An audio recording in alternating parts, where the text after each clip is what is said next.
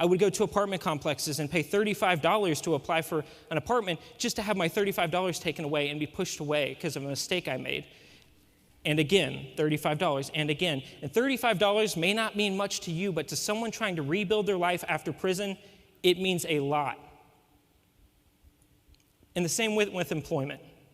Before college, during college, after college, jobs that I was qualified for and would interview for, but once I was honest about my past, they would not hire me. And as you can imagine, this is not just my problem, this is America's problem. 1 in 3 adults have a criminal record, 1 in 11 adults have a felony criminal record. This population faces a 27% unemployment rate. That's worse than the Great Depression. I was lucky enough to be able to get a good job. I worked very hard all through college, working to pay for my college, graduated with honors, had great letters of recommendation. After 36 interviews and 35 rejection letters, finally someone took a bet on me. Not only did I take the job, I excelled. I was promoted within 7 months to supervisor, but while I was at my job with my benefits and my career trajectory and my paid vacation, a voice in the back of my head got louder and louder every day, saying, Harley, there are still 626,000 Americans being released from prison every year here in this country, and they're going to face the same, if not worse, barriers that you had to face. And I couldn't accept that. I decided to leave my job to create a solution. My business partner and I created a fair chance online job board. Our mission is to help 1,000 employers adopt more background-friendly hiring practices and connect them with millions of ready-to-work job candidates. See, when you have a felony criminal record, looking for a job is like looking for a needle in a haystack. It could take 6 weeks, 6 months, even a year in some cases. Our goal is to bring that to 6 days. We believe that everyone deserves a fair chance after paying their debt to society. However, me and the company I've created are just a very small piece to the puzzle. As I mentioned, this is a national issue, and we need the entire country to change the way they think and view people with criminal histories, including you all here today. So I'm going to ask you again, when you look at me, what do you see? Stuart Anderson spent 18.5 years locked in state prison, convicted of assault with intent to kill. He has been free for 6 years and is now running for city council in one of the capital city's most crime-ridden areas, Ward 8. I did 18.5 years in prison. I ain't no problem with talking about it. Yeah, that's how I got to have the mind that I have now. I want to put a rec center in every elementary school. Having been in prison, his goal is to give other re-entering citizens a second chance at contributing to society. Reentry should start when an individual goes to prison, not when they're released. That means that there needs to be certain things in place to help an individual realize where they are and begin to project in their mind where they want to be at the end of their sentence. According to the United States Department of Justice, some 650,000 ex-offenders are released from prison every year. And studies show that 2/3 of them will likely be re-arrested within 3 years of their release. However, most of them say that all they want is to be given a fair chance to succeed. Currently, 14 states and more than 100 cities and counties across the United States have approved the FAIR Act law, which restricts employers from asking about an applicant's criminal history until after a job offer has been made. Stores like this one in Virginia promote equal job opportunities. A job is the best way to prevent someone from going back to prison. A job brings dignity, it brings individuals hope, it allows them to feed themselves, to take care of themselves and their families, and provides them with an opportunity to really live a better life. Stuart realizes that his chance of victory in this election is slim, but he's hoping that just by running, he'll inspire others and bring more attention to the problems being faced by those who have spent time in prison. Andrea Arenas, CCTV, Washington. Good morning and welcome to episode 2 of the Justice Beat Talk Show. Today's topic will be Reflecting Freedom Network and One USA Network. The Florida-based nonprofit Reflecting Freedom Network, RFN. RFN provides free web-based job skills and career training to formerly incarcerated citizens and their families. As important as the right to vote is, the right to productive employment and decent work, said Khalil Osiris, founder of RFN and a formerly incarcerated citizen who has experienced firsthand the challenges of re-entering the workplace. For more than 600,000 citizens released from America's prisons each year and their families, the right to vote and decent work are equally important to their successful re-entry. RFN's platform and mobile app, onenetworkusa.com, is available for returning citizens, their families, and youth at risk. This scalable restorative justice solution includes the following features: web-based job skills training, pathways for accredited high school education, virtual job placement services with direct access to job opportunities. The mobile app is available for download on Google Play and the Apple App Store. We are excited to welcome today's guest, Khalil Osiris, founder of Reflecting Freedom Network. Khalil is an international speaker whose inspiring talks teach people to break free from their self-imposed limitations. He spent 20 years in prison and earned his bachelor's and master's degree from Boston University during his incarceration. Khalil transformed his life and emerged from prison with a deep understanding of how to use a personal crisis and challenges as opportunities for self-improvement. All right.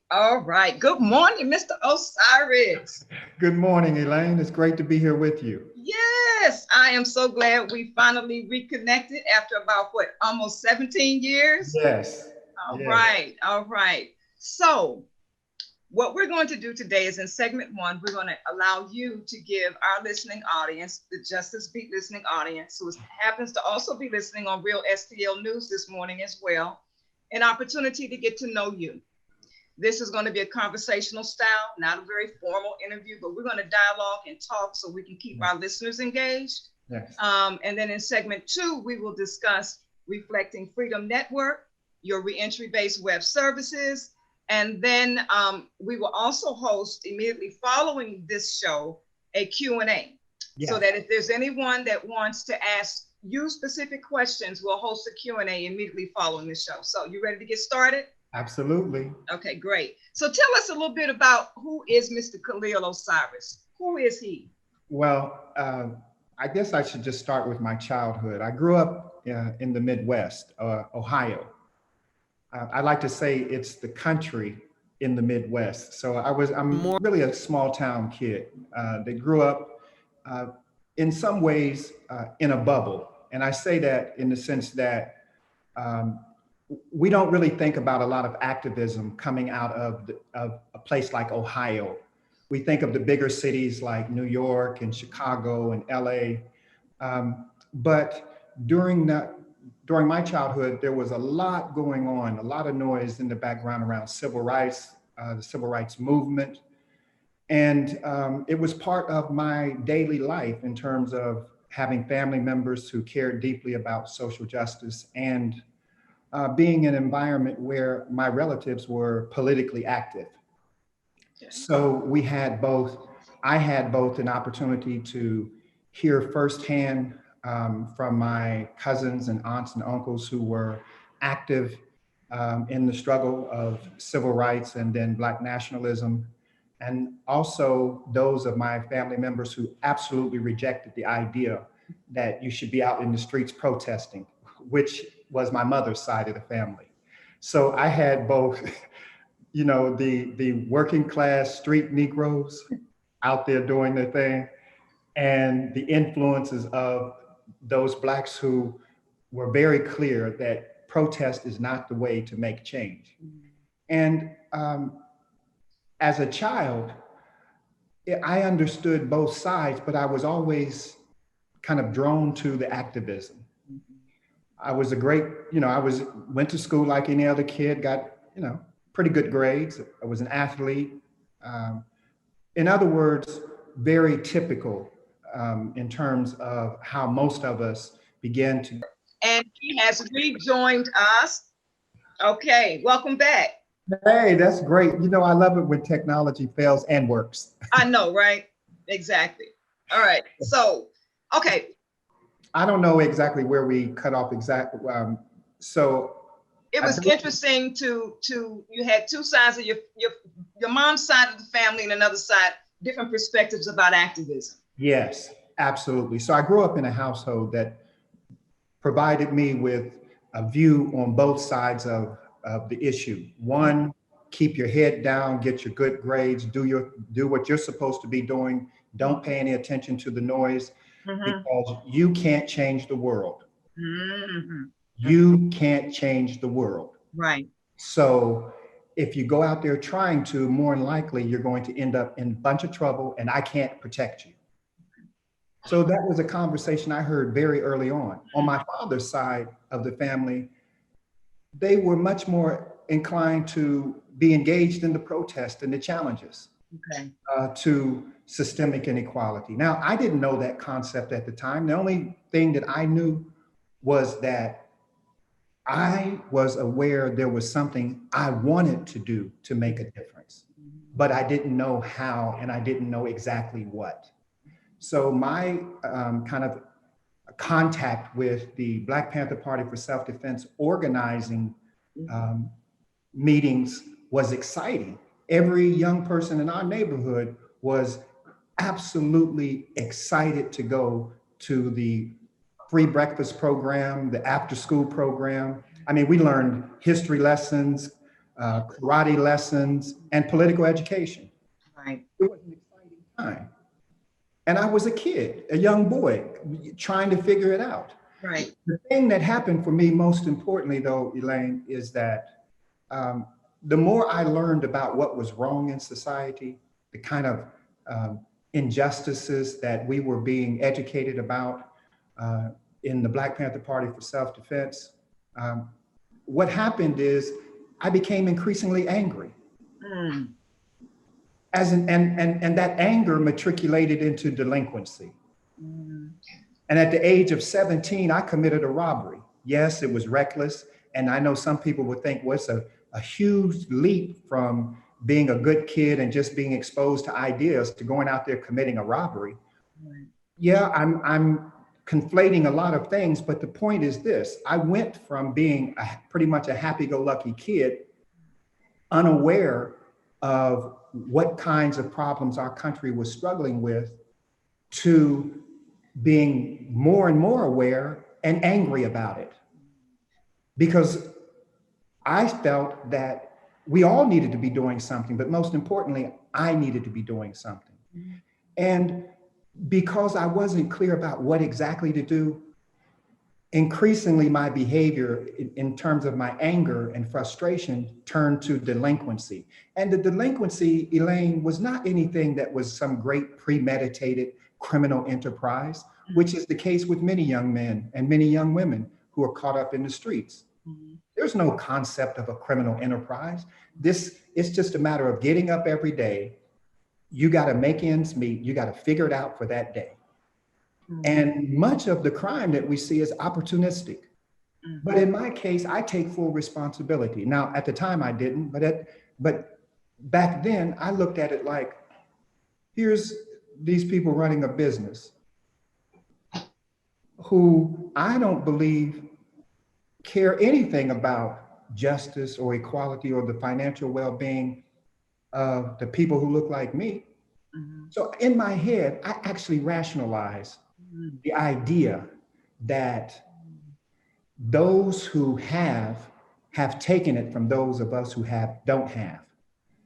I mean, I know this is a crude way of saying it, but I just want you to understand my thinking at the time. I felt justified in attacking and committing crimes or whatever we want to call it against what I called the system or those who represented the system. That was my thinking. And however wrong it was at the time, it's the thinking that informed my decisions. And so my recklessness landed me in prison because I robbed a drugstore. I wasn't using drugs, but I said, this drugstore is no different to me than a drug dealer in the community. Now, there are great distinctions, of course. However, in my mind, I conflated all those distinctions to an us against them kind of situation. And so I committed that robbery at 17 and was convicted, sentenced to prison. And let me just say this, at 17, you think you're a man until you meet men. It's easy to convince yourself as a 17-year-old young man that you're in manhood. Unfortunately, there's a lot that happens that you have to confront when you're put in an environment as extreme as prison, which was my case at 17.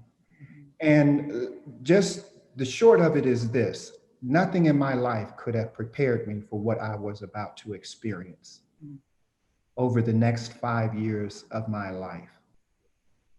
I went into an environment that was the most brutal, savage environment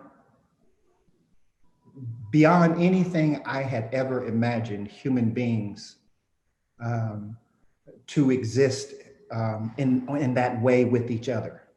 And like, I just had never thought about human beings being so absolutely ruthless in our treatment of each other. I was a kid, I had done a lot of reckless things. I had picked up the gun. I had done a lot of things, but I'm telling you that nothing that I had done prepared me for that environment in maximum security prison, which is where I ended up. And so going into that environment, my initial shock, my initial kind of reaction was one in which I thought that I was looking at savagery. I'm saying these people this is savagery. And here's what happened, Elaine. I soon discovered that I too was capable of being accountable. That I too was capable of the kind of savagery that so shocked me when I first arrived. And the longer I stayed in that environment, making the kinds of choices I was making in response to, in reaction to the threats, the immediate threat to my own life, the more savage I became. I was stabbed by Aryan Brotherhood members, left for dead, survived it, came out of that whole situation. By the time I was released from prison, I was 22 years old. And let me just say this, however horrible a person I was imagined to be at the time of my arrest, by the time I left prison after those 5 years and what I experienced, the level of woundedness that I was now walking around with was in many ways so unbearable that my behavior was predictable. I went right back to a life of crime. And I was intentional now, much more intentional than I had ever been. And I can distinctly remember feeling and thinking that I'm not following anybody's rules. I am not going to cooperate on any level with anything that a parole officer, the courts, the Army, the Navy, the Marines, the National Guard, I don't care. I'm telling you this because, see, there's a whole lot of young men out there right now with the same mindset, who are in that same mindset, and we're trying to figure out why we can't reach them. Mm-hmm. Some of them, some mothers are sitting who are listening to this right now. Some sisters, they're listening, mm-hmm. and they need to know why it's so hard to reach that young man or that young lady. So with all of this built up, I went on a crime spree. I call it a crime spree in that I now was intentionally committing crimes. Mm-hmm. Set up corporate accounts, overdraft insurance. It was very elaborate. Mm-hmm. It was intentional. Mm-hmm. And within 3 years, I was rearrested. The judge looked at me, Elaine, and he said, you know, young man, I've taken 2 days to try to figure out how to sentence you. Usually boys like you coming from in our court, we know why they're here. Broken homes, poorly educated, missing in action fathers. We know, you know the story. Mm-hmm. He said, but you come here, you have family support, you have the benefit of a good foundational education, you're articulate. And here's my thing, Elaine. Every young man I knew that I was with was like me. I wasn't the exception. Right, right. In fact, several of them were sharper than me. But we weren't in an environment where our skill set was appreciated in a normalized way. Mm-hmm. So when that judge looked at me and said that, I mean, of course, people in my family were outraged. You know, there was a lot of anger around it. And let me just say this. So you can imagine the scene, a white judge who looks even more white because he's got on a black robe and got white hair, right? And a black boy standing in front of him in the court, mm-hmm. with a white attorney, a white prosecutor, everything set up. Now, we know this scene. Mm-hmm. It's the classic narrative around social inequality. Mm-hmm. Here's what I'm going to tell you, Elaine, that I also want us to hold in one hand that gives a more nuanced understanding of what was taking place. Mm-hmm. Everything that judge said was actually true. In fact, I wasn't going back to prison because I had been conscientized by the Black Panther Party. Mm-hmm. I wasn't going back because I had made a mistake. I was on my way back to prison because of some choices I made. Mm. Right. And it was that reckoning, it was that spiritual accountability. Let's go beyond the specific offenses I committed. Let's go beyond my misguided choices to the heart of what would allow me to transform myself in this moment so that I could pull out of me the best that I am and strike out with a new path, even though I'm faced now with a very serious situation that's going to mean a lot of years in prison. So I now am looking at the situation and I'm beyond the ideal that this is another example of social inequality.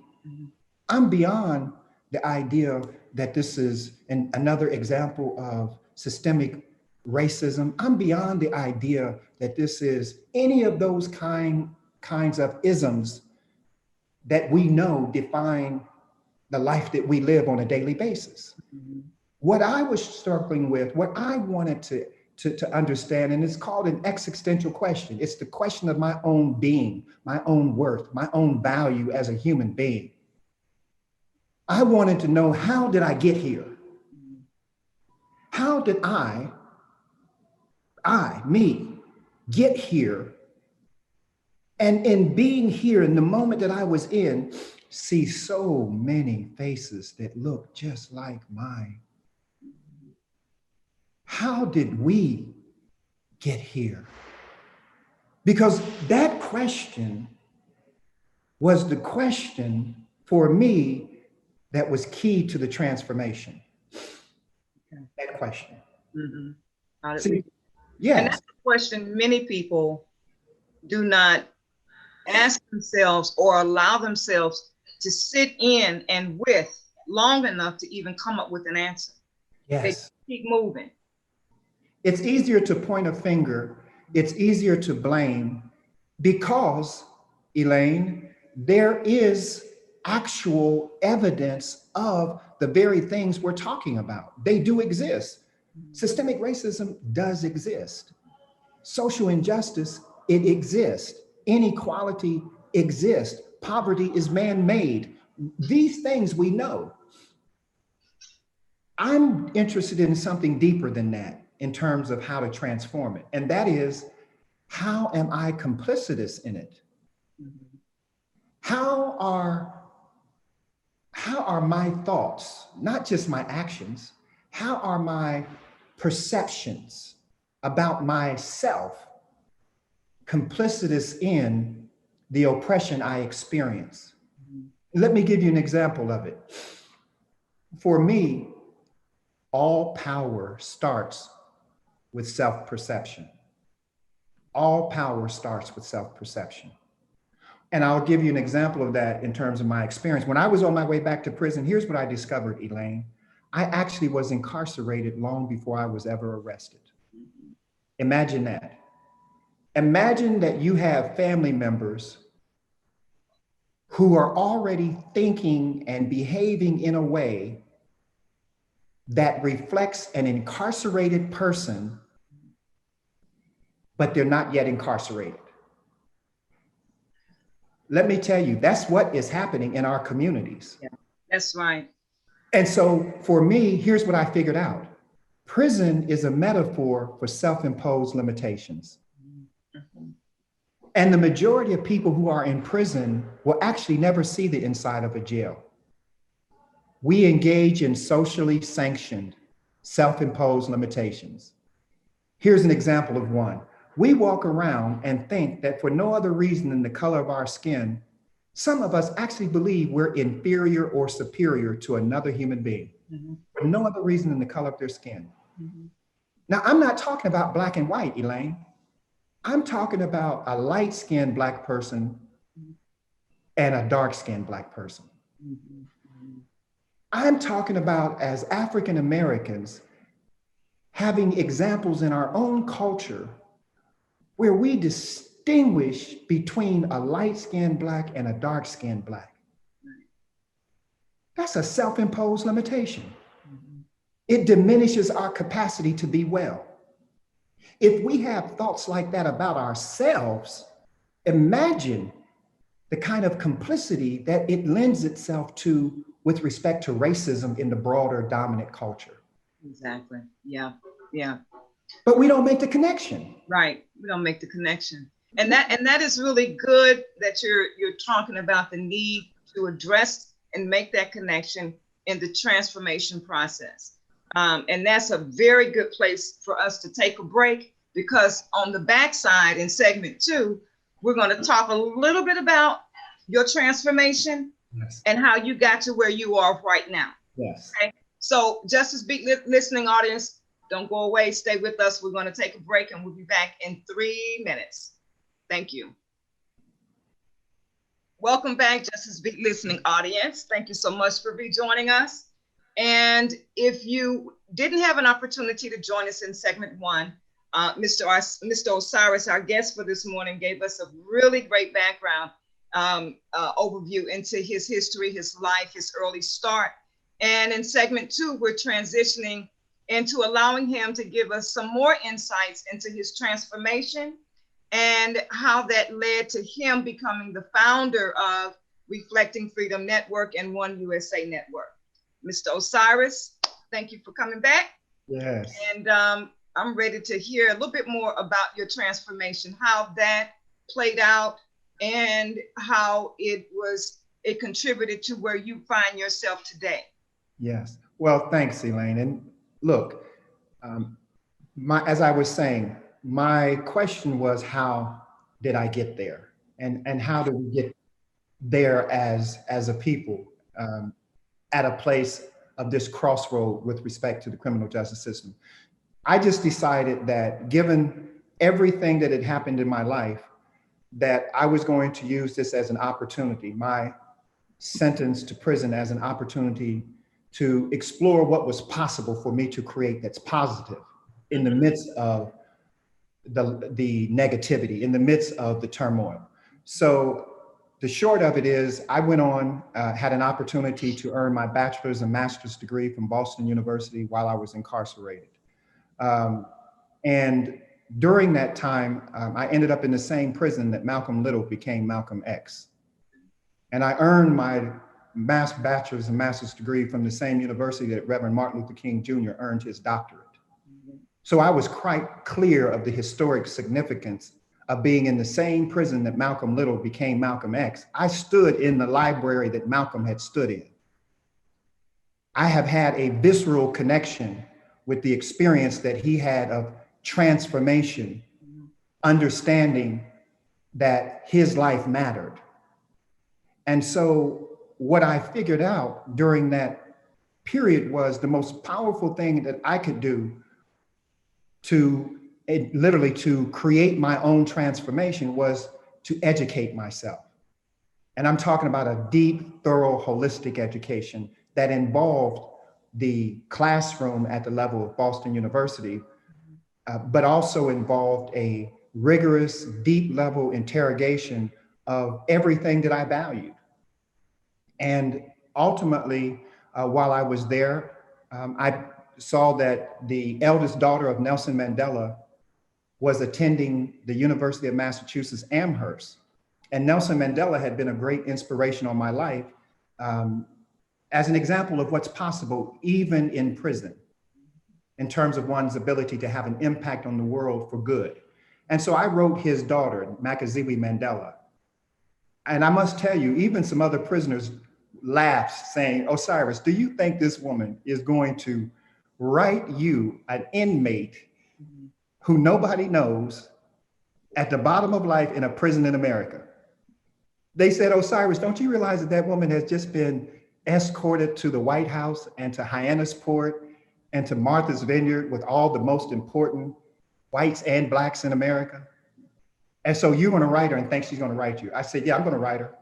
I said, I think we have something in common. Her father's imprisonment and his impact on my life. You see, not everything that looks bad is bad. Not everything that's written off is gone.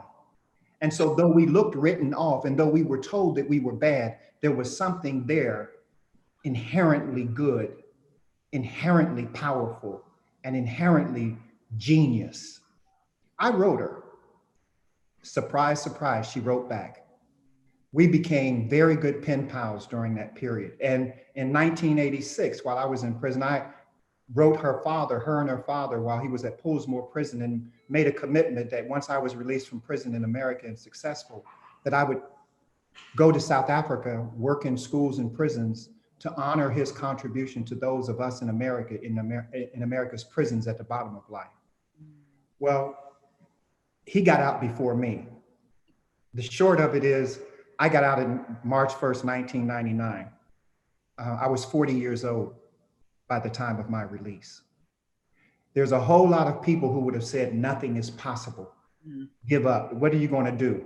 The expectation for me, being a 40-year-old released from prison, having served a total of 20 years in prison, I can just tell you, some of my own family, many of my own family members had no thought, no concept that anything good was going to come out of that. But I was crystal clear. Though I was in prison before I was arrested, my epiphany was I could get out before I was released. I had been out of prison a long time before my physical release. I had been doing the work of my personal transformation, my spiritual transformation, my mental and emotional healing. That was the work I was doing. And I came out with a plan a very clear plan, that everything that I had experienced was for a good greater than me, that I was chosen because I chose myself to take responsibility for what is possible in creating an alternative narrative, an alternative story around what happens when one comes out of prison. Because we all know all of the indictments on those coming out of prison. You Black, incarcerated, ex-con, all those negative stereotypes, all those negative words that we use around it. Many of the people coming out of prison, we believe ourselves. Oh, nobody's gonna give me a second chance. No, I gotta tick the box. I gotta do everything they said negative. So I would ask guys in prison, okay, so what do you think is possible? They say, well, 90% of what everybody else got is not possible for you. I said, okay, well, here's what we're gonna do. This is the thinking. You have to understand the thinking, Elaine, because if we don't understand the thinking, we're not going to get at it effective solutions to change it. So I would say to guys, if 90% of the opportunities available to most people are going to be taken from me because of my incarceration and because I'm Black and all those other things, I'm going to make the 10% my 100. So how do I do that? What I've got to do is I've got to engage in a thing called exponential thinking. I've got to recognize that I'm bigger than my circumstances. I've got to recognize that I'm more powerful than the conditions that have defined my life. In fact, I've got to see that I'm so powerful that the choices I make will influence the outcome and the circumstances that I have to deal with on a daily basis. That I actually have power and efficacy and agency, that I have an ability that no one's really telling me about, no one's really talked at depth about, but I'm starting to discover it. And so here's what I say. If you create a situation where you have time, you have resources, opportunity for people to transform their lives, the only other thing you need is desire. That's the only other thing you need is desire. So what I've done is take my experiences and transform that into a web-based platform that provides free, 100% free education, job skills training, and a pathway to high school, accredited high school diplomas for people who have that need. And we call it Reflecting Freedom Network. Now, when we ask ourselves, what are we going to do with the challenges that we have faced? What are we going to do with the story that we come out of that has been negative? What do we do with it? How do we change it? Is it possible to change it? I'm convinced that we who are the objects of the injustice can change the paradigm by making ourselves the subject of our own good, of our own interest, of our highest good and highest interest.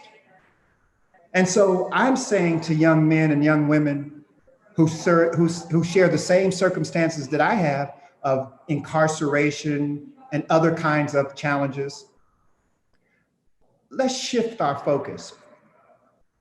Let's think about what we have rather than what we don't have. Let's light a candle rather than curse the darkness. Right. Let's look at what's possible in the face of the impossible. Mm-hmm. And by that, I mean, Elaine, one of my core positions around all of our work is that mass incarceration is America's existential crisis. And what that simply means is that we have an over-reliance on incarceration in America to solve problems. To solve problems that, number one, typically require something other than police, arrest, incarceration, and punitive measures. We need to engage people in ways that are healing and nurturing and holistic. Now, the only way that's going to happen realistically is if we do it ourselves. We cannot expect someone to provide a solution for us in a situation that we ourselves must change. And so as a formerly incarcerated citizen, here's what I know about ending mass incarceration. Every time I convince a young brother or a young sister of options that they have beyond criminal choices, we end the opportunity of mass incarceration in our community. Its impact. So here's another way of thinking about it. The only comparison to the level of incarceration that we have in America, that is to say 4.5% of the world's population with 25% of the world's prisoners. The most glaring, piercing analogy to that is COVID-19. We're 4.5% of the world's population, and we have 24% of the cases and deaths. We're leading the nation in infection rates and in deaths. And what I'm saying to you is that these two issues actually, if we look at them closely, we unpack them, they're connected. They're connected at the level of how, as a society, we are challenged to come up with more effective, just, equitable ways of dealing with the kinds of challenges that we face as a society. Mm-hmm.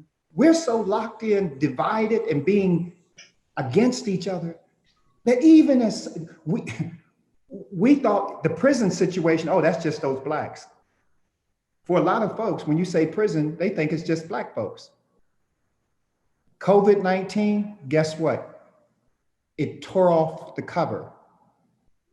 It showed us that this thing is connected to our whole society, right, to every aspect of our society, not just one part. Exactly. And so Reflecting Freedom Network, we simply said, what is the best thing we can do? We can provide a platform for education, mm-hmm, for employment, for networking, for people in real time to access these services. And they're free. For example, right now, a person could go to Reflecting Freedom Network, just Google it, go there, go on their phone, look it up, scroll down to One Network USA,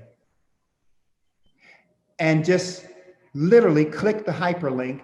It'll take them to One Network USA. And here's what I'm saying.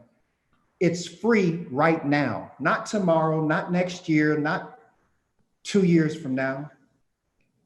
It's available for them to use now to register. So walk me through a scenario. Let's say a family member knows that they have a loved one that's going to be released in the next 3 to 6 months or what have you. Let's make it shorter than that, within the month, okay?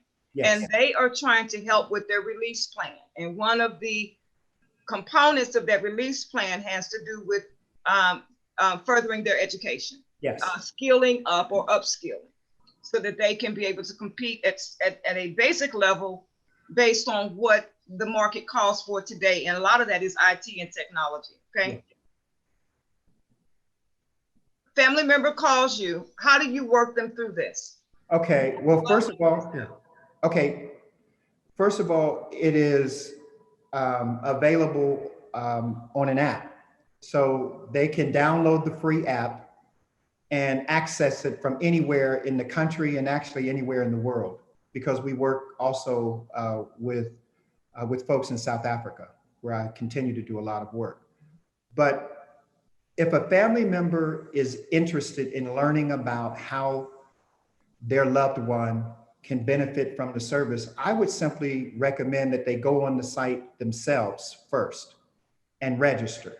So they can go to reflectingfreedomnetwork.com, reflectingfreedomnetwork.com, and go to the website. When they get to the website, There's at the top of the bar, at the top is a bar where they can look at One Network USA, but they can scroll down and it'll say One Network USA. It has on there the Justice Beat Talk Show, is Next Gen Media. It's all of those are there. The logos are there. When they look at One Network USA, click that logo and it will take them directly to the website, which is the commercial playing between our talk. Now, when they get to that website, they can just look around or they can register. They can actually register. It's free. It's completely user-friendly. It provides them with access to over 800 career cards, 150 courses. It provides them with access to state-of-the-art training. It gives them access to an ability, if they're, let's say they're an organization, not just an individual, let's say that they're an organization, or let's say that they're a group of family members, 2 or 3 family members who are experiencing the same thing. And they say, well, we want to help these people as a group. We've got some younger kids that maybe we need to help as well. Well, here's what they can do.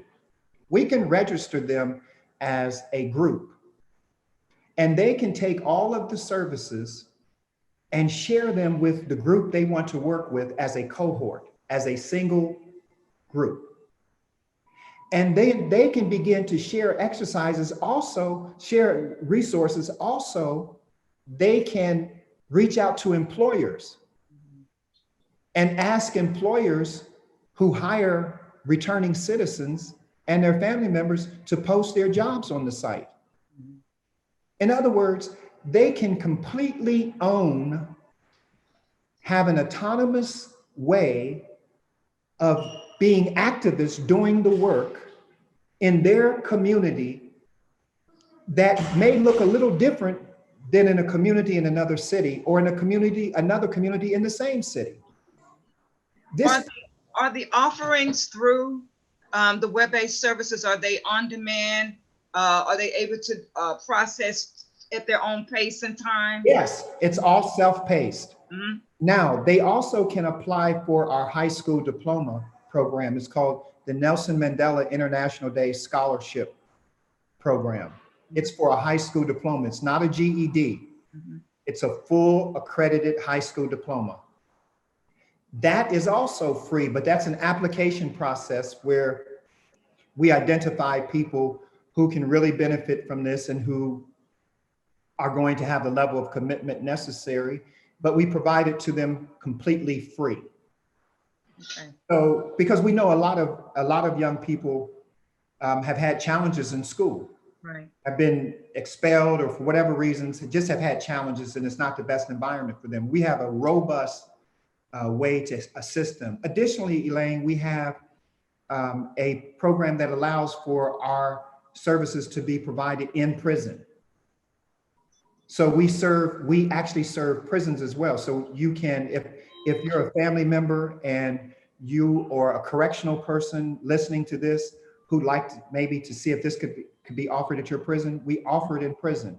And I must say that I also have a course called The Psychology of Incarceration, which is in over 70 prisons around the country, which is a reentry initiative that has long been in prisons. And so we're familiar with how to work in prisons and security issues and all of that. But the key focus of our service in this platform is family members. The key focus for us is the family member. What we actually say is that the only reentry initiative this country has ever had is called the family. Mm-hmm. It was never called a reentry program, but the family was always the entity that helped people re-enter society and be restored mm-hmm. to their place. And for us, particularly as people of color, Black people in particular, that you cannot overlook the church in that as well, because many of us found our way back and found our voice in that space when everyone else wrote us off. Exactly. And back then, pastors didn't call it reentry programs. See, we didn't have all those names for it back then, but it existed back then. Right. It has been for a very long time. Mm-hmm. And so our model is to create a network of resources for people and to make it available to family members, so that if I'm a spouse or a mother, guess what? I typically don't know what to do when that person's coming out. Exactly. I'm like everybody else. I got to try to figure it out. But if you have a resource like One Network USA and Reflecting Freedom Network, if you have a resource like that where you've gone online and you've taken some of the courses yourself, and you actually have applied for some opportunities yourself, can you imagine how powerful that is? So when that loved one comes home, you can say, hey, no, I've already got you registered and everything. Right. You're Right. set up. Right. And here's the other thing, Elaine, everything that you do on the site produces a resume. It generates a dynamic resume. So if you take another course, it automatically updates your resume. And your resume goes with you everywhere you are. You can have it it's on your phone because it's an app. Mm-hmm. So it goes with you everywhere. And you can access it at your leisure. Now, here's what we're telling employers. We're saying to employers, we understand that they have a great emphasis on return on investment. It's called ROI, Mm-hmm. return on investment. What we're showing them is what's called return on engagement, ROE. Return on engagement is when they engage communities that have historically been disadvantaged, and they see the level of engagement that we can quantify of people who have a desire but don't have the opportunity and the resources that typically are associated with what they're suggesting we should all have. This is why we do this work. Right. We're going to show them through our activity on the site what's called a return on engagement. The level of engagement from people in communities where we're told they don't want to work is staggering. It's the minority who are out there committing offenses and doing wrong in our communities. That's not the majority. Mm-hmm. The majority of our folks are doing everything that they can. And I'm saying our folks, the majority of communities around the country and around the world, poor communities, don't want crime, don't want any kind of injustices in our communities. Right. So this resource is a way for us to help ourselves. Right. And it's a very much needed resource. One of the major challenges people face coming out of the system is housing and employment.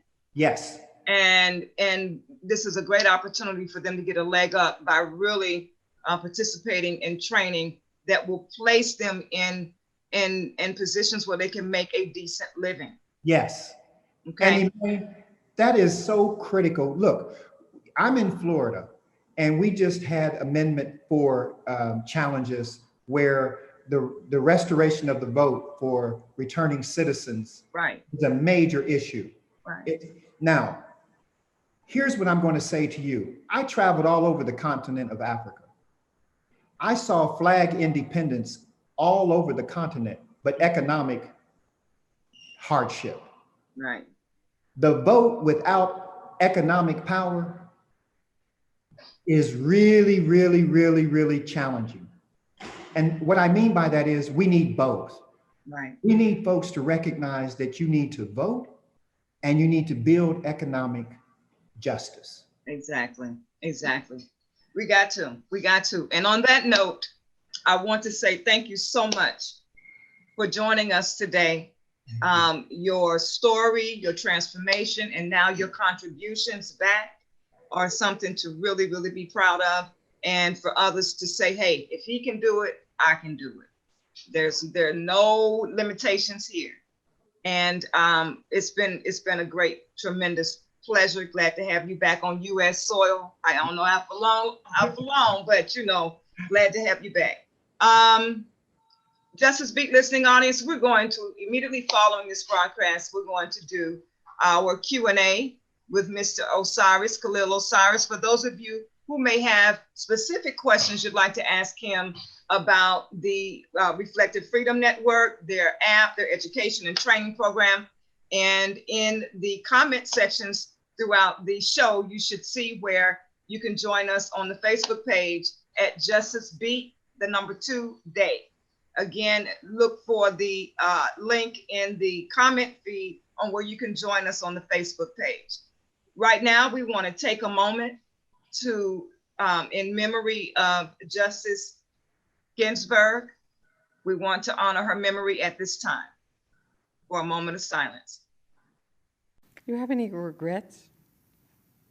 I do think that I was born under a very bright star, because you think of my life. I got out of law school.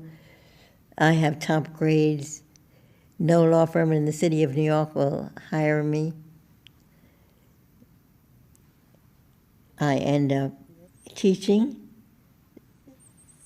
As I said before, they gave me time to devote to the movement for evening out the rights of women and men. I was not nominated to a vacancy on the Second Circuit. Instead, I was nominated to a vacancy on the DC Circuit. Much better place for me to be, because the DC Circuit decides a lot of very important questions involving what's going on in our government.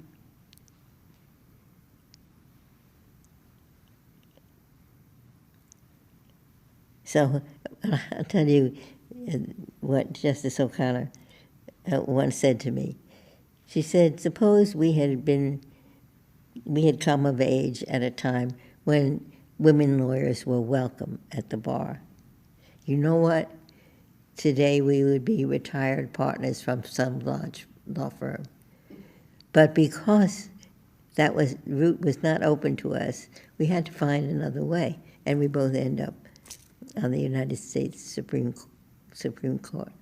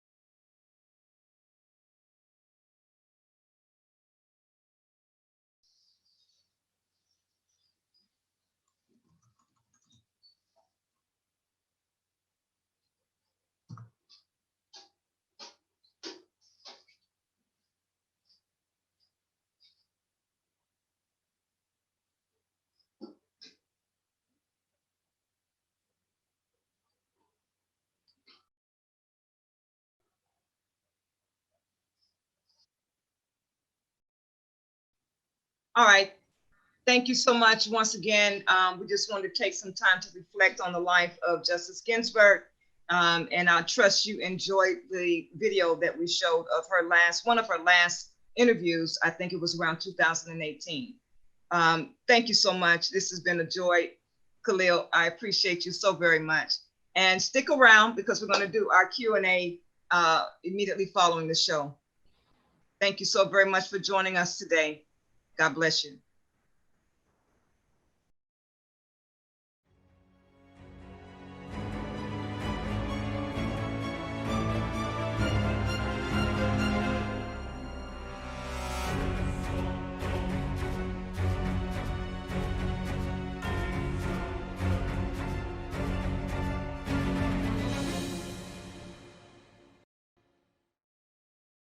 Beat.